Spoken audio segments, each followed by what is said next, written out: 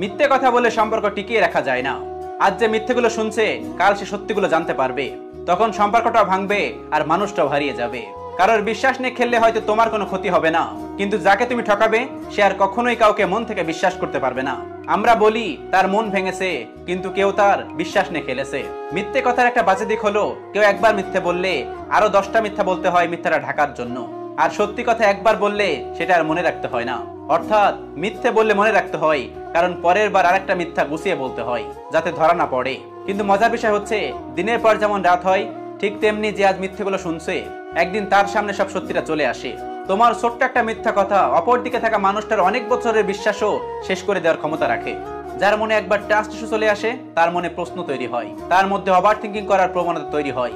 অর্থাৎ তোমার একটা ছোট্ট মিথ্যা কথার কারণে একটা মানুষের মানসিক ক্ষতির কারণ হয়ে যায়। মিথ্যে কথা বলে সেই সময় কোনো কিছু ধামাচাপা দিয়ে গেলেও ভবিষ্যতে সেটা পরিষ্কার হয়ে যায়।